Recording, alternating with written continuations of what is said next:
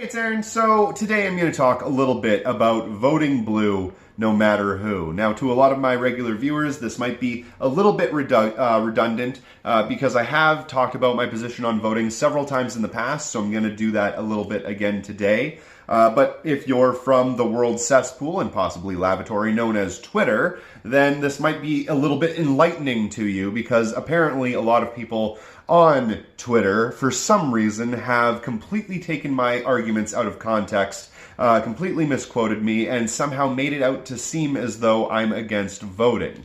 Now, I'm going to tell you right off the hop, right at the beginning here, I am not against voting. I never have been. I think voting is very important, especially in local elections. In fact, the more local the election, the more important it is, and the more impact you can actually make in real life.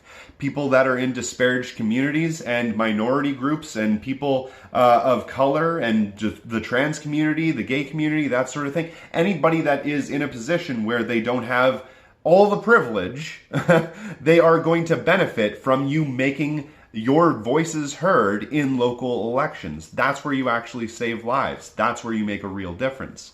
But when it comes to national elections, it's a little bit different. Now, you have to imagine that on a national scale, things are very important. It's extremely high stakes, right? You would think that making your voice known on that stage would be extremely important, and it is.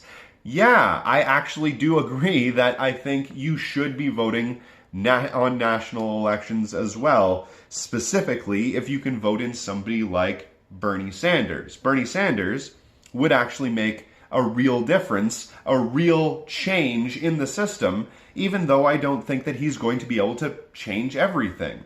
If you vote for Bernie Sanders or Jeremy Corbyn, then you are basically subverting the way the system is built to function, and you're actually able to get somebody into a position of power that can make at least a modicum of difference, which is important and really does, again, save lives.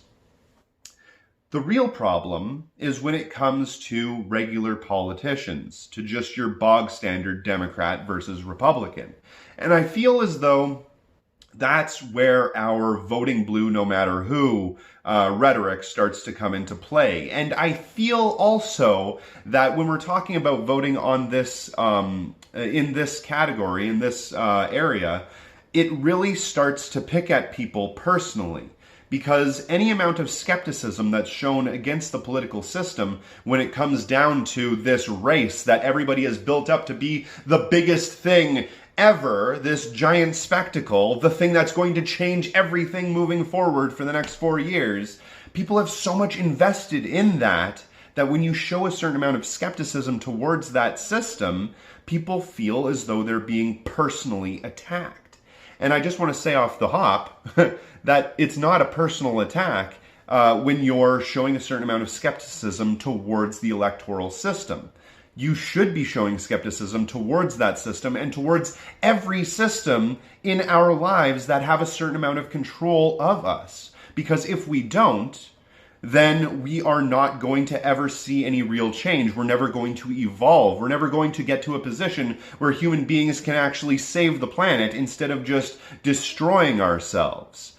That's the whole idea, fundamentally, behind libertarian socialism, is actually finding out what the real problems are, questioning those hierarchies, and finding out if they're necessary, or what their problems are, and how we can fix them. And it's the same thing with our electoral system. It's the same thing when it comes down to voting for your Democrat or your Republican. You're essentially voting for the most part, an empty suit that's on the same team as the other guy. One empty suit represents the big banks and possibly some independent donors, and the other empty suit represents big oil corporations or the pharmaceutical companies. Both of them are just capitalists running in a capitalist system, basically functioning on the same team. If this was a wrestling match, we would all agree that they both get paid by the WWF, regardless of if you really like Stone Cold or you really like The Rock. They're both on the same team. The same thing goes with this. We have to realize that that is how our system functions, and that's how it's been built to function. We have to question these things. We have to be skeptical of that system.